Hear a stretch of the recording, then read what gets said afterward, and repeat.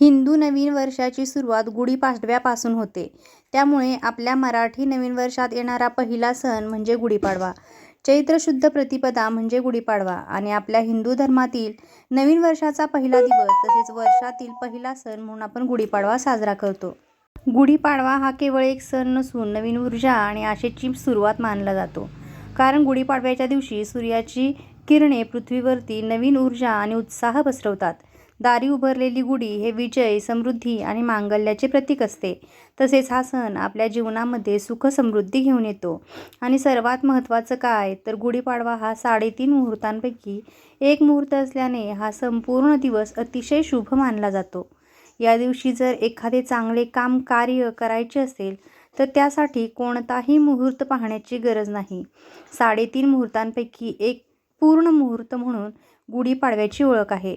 त्यामुळे तुम्ही या दिवशी कोणतीही वस्तू खरेदी करू शकता, वास्तू खरेदी करू शकता, नवीन व्यवसायाला सुरुवात करू शकता, नवीन उपक्रमांचा प्रारंभ करू शकता, तसेच सोने, चांदी हे सुद्धा खरेदी करू शकता. घर खरेदी करू शकता, वाहन खरेदी या सर्व गोष्टींची खरेदी तुम्ही या शुभ दिवशी करू शकता. म्हणजे या दिवशी मोठ्या प्रमाणावर सुद्धा तुम्ही गुंतवणूक करू शकता. उलट या दिवशी जर तुम्ही एखादी वस्तू खरेदी केली किंवा सोने खरेदी केलं तर त्यामध्ये वाढ होत जाते. ती विकायची वेळ आपल्यावर येत नाही. त्यामुळे या दिवशी तुम्ही नक्कीच या वस्तूंची खरेदी करू शकता. त्याचबरोबर या दिवसापासून तुम्ही जर एखादा व्यवसाय सुरू केला, नवीन उपक्रम सुरू केला तर त्यामध्ये तुम्हाला हमखास यश प्राप्त होते. इतका हा दिवस शुभ असतो. गुढीपाडव्याचे महत्त्व सांगायचं झालं तर याच दिवशी ब्रह्मदेवाने सृष्टीची निर्मिती केली आणि याच दिवशी प्रभू श्री रामचंद्र 14 वर्षाचा वनवास भोगून अयोध्या नगरीत परत आले आणि लोकांनी त्यावेळी मोठ्या आनंदाने घरोघरी तोरणं बांधली, घरोघरी गुढ्या उभारल्या आणि आनंदोत्सव साजरा केला. तोच हा दिवस म्हणजे गुढीपाडवा आणि तेव्हापासून ही गुढी उभारण्याची परंपरा सुरू झाली. गुढीपाडव्याच्या दिवशी दारासमोर किंवा अंगणात गुढी उभारून तिची पूजा केली जाते. आजच्या व्हिडिओमध्ये आपण गुढीपाडव्यासंबंधित संपूर्ण माहिती बघणार आहोत. नमस्कार, मी पूनम. आपल्या यूट्यूब चॅनलमध्ये मी सर्वांचे अगदी मनापासून स्वागत करते. गुढी उभा करण्यासाठी वेगवेगळ्या साहित्यांचा वापर केला जातो. जसे की बांबूची काठी, ज्यालाच आपण वेळूची काठी असेही म्हणतो, तांब्याचा कलश, कडुलिंबाची ढाळी, साखरेचा गाठीहार किंवा खारीक खोबऱ्याचा हार आणि या सर्वांपैकी एक सर्वात महत्त्वाचं म्हणजे साडी. तर आजच्या व्हिडिओमध्ये मी तुम्हाला गुढीला कोणत्या रंगाची साडी नेसवावी, त्यासोबतच साड्यांचे काही 4-5 रंग मी तुम्हाला सांगणार आहे. ते तुम्ही तुमच्या गुढीला नेसवू शकता आणि स्वतः देखील तुम्ही नेसू शकता. त्यासोबतच गुढीला आपण कोणत्या रंगाची साडी चुकूनही नेसवायची नाही आहे, अशी संपूर्ण माहिती मी तुम्हाला आजच्या व्हिडिओमध्ये देणार आहे. त्यासाठी व्हिडिओ शेवटपर्यंत पहा. चॅनलवरती नवीन आला असाल तर चॅनलला सबस्क्राईब करा. लगेचच व्हिडिओला सुरुवात करूयात. आपल्या हिंदू धर्मामध्ये प्रत्येक रंगाचं वेगळं आणि अनन्यसाधारण असं महत्त्व आहे.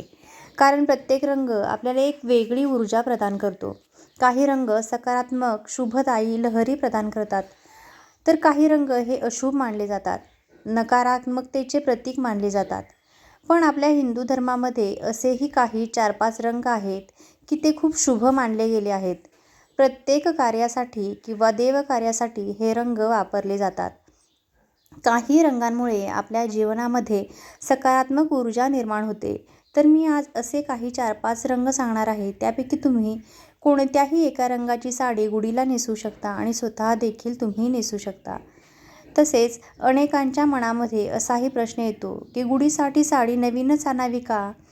जर तुम्हाला शक्य असेल तर तुम्ही गुढीसाठी नक्कीच नवीन साडी खरेदी करू शकता किंवा तुमच्या घरामध्ये एखादी चांगली साडी असेल तर तीसुद्धा तुम्ही गुढीला नेसवू शकता. तर साडी शक्यतो काठापदराची, खणाची, जरीची किंवा रेशमी साडी असावी, हे लक्षात घ्या. साडी धुतलेली किंवा खराब झालेली साडी आपण गुढीला चुकूनही नेसवू नका. एखाद्या वेळेस साडी तुम्ही घेतलेली असेल आणि जरी ती साडी धुतलेली नसेल तरी तुम्ही ती साडी गुढीला नेसवू शकता. कारण प्रत्येकाच्या परिस्थितीनुसार आपण सण साजरी करत असतो. प्रत्येकजण नवीनच साडी आणू शकत नाही. त्यामुळे जर तुमच्याकडे साडी असेल आणि एखाद्या वेळेस तुम्ही घातली असेल आणि ती धुतलेली नसेल तर ती साडीसुद्धा तुम्ही गुढीला नेसवू शकता. तर गुढीला साडी नेसवण्यासाठी पहिला आणि सर्वात शुभ रंग म्हणजे केशरी रंग. कारण गुढी हे ध्वजाचे प्रतीक आहे. आपण सर्वजण म्हणतो की गुढी म्हणजे ब्रह्मध्वज आहे.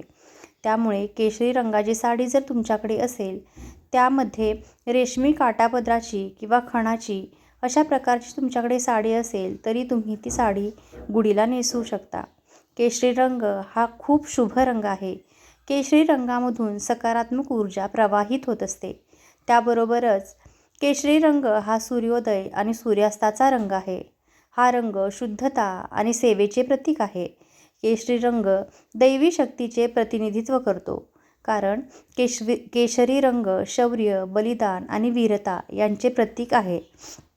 हा रंग आपल्या संस्कृती आणि धर्माच्या शाश्वतेचे प्रतीक मानला आहे. याशिवाय आपल्या ज्ञान परंपरेतही अग्नीला खूप महत्त्वाचे स्थान आहे. जी अग्नी अंधकार आणि वाईटाचा नाश करते, त्यामध्ये लाल, पिवळा, भगवा रंग दिसतो, जो अंधकारातून प्रकाशाकडे मार्ग दाखवतो.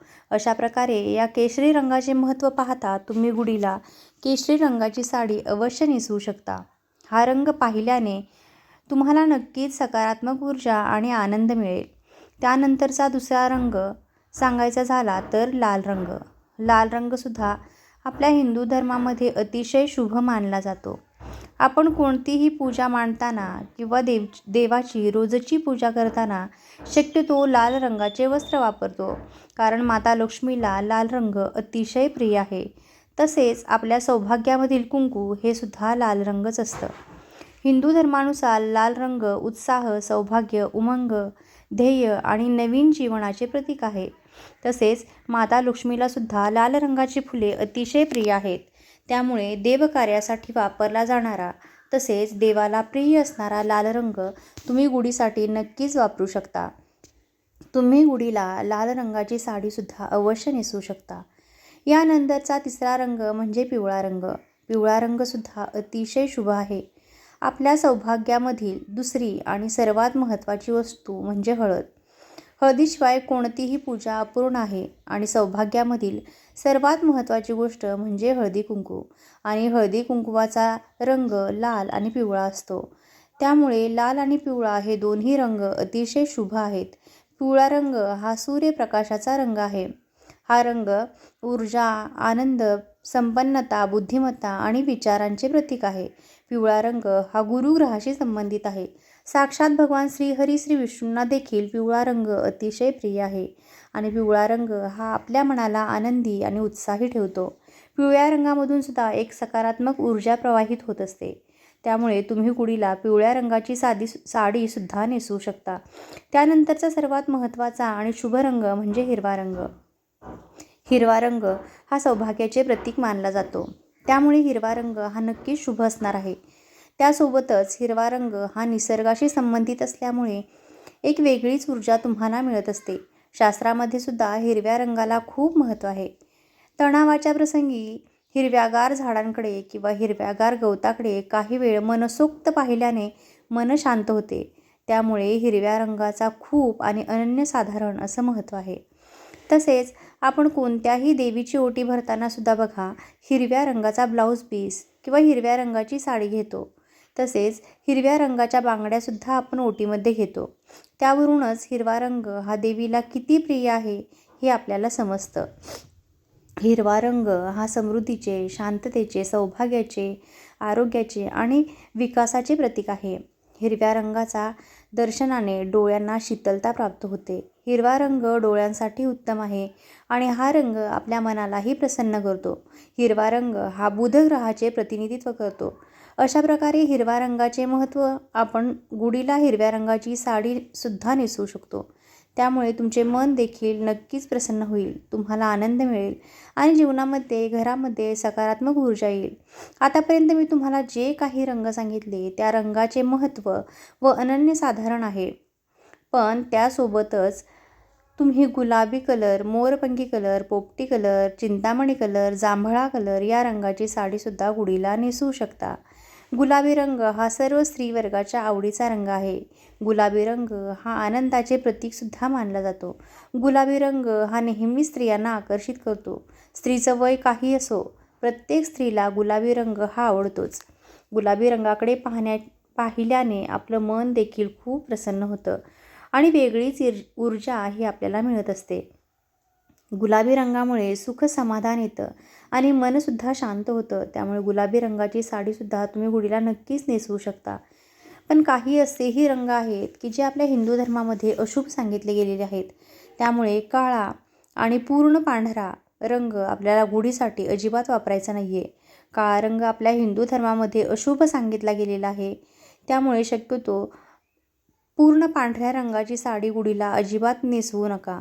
या व्यतिरिक्त मी तुम्हाला जे काही शुभ रंग सांगितले त्यापैकी तुम्ही कोणत्याही एका रंगाची साडी नेसवू शकता. हे शुभ रंग आपल्याला नेहमी शुभफळ प्रदान करतील. त्यामुळे गुढीला शक्यतो शुभ रंगाची आणि नवीनच साडी नेसवा, कारण गुढीच्या आशीर्वादानेच घरामध्ये भरभराट होते. या दिवसापासून आपलं पुढील वर्ष चांगलं सुखसमृद्धीचं जावं म्हणून आपण काही वेगवेगळा संकल्प करत असतो. त्यामुळे एकदम प्रसन्न मनाने जर आपण या दिवसाची किंवा या सणाची सुरुवात केली तर आपलं वर्ष हे नेहमीच सुखसमृद्धीचं आनंदाचं जाईल. कारण गुढी हे सुखसमृद्धीचे आणि आनंदाचे प्रतीक मानले जाते. त्यामुळे येणाऱ्या गुढीपाडव्याला तुम्हीसुद्धा तुमच्या गुढीला अशा प्रकारे छान अशा रंगाची साडी नक्कीच नेसवू शकता. तर कसा वाटला तुम्हाला आजचा हा व्हिडिओ नक्कीच मला कमेंटद्वारे सांगा. व्हिडिओ आवडला असेल तर व्हिडिओला लाईक करा. तुमच्या फ्रेंड फॅमिलीमध्ये शेअर करायला विसरू नका. आणि असे छान छान महत्त्वपूर्ण व्हिडिओज पाहण्यासाठी आजच आपल्या चॅनेलला सुद्धा नक्कीच सबस्क्राईब करा. चला तर मग पुन्हा भेटूया अशाच एका छानशा आणि महत्त्वपूर्ण व्हिडिओमध्ये. धन्यवाद.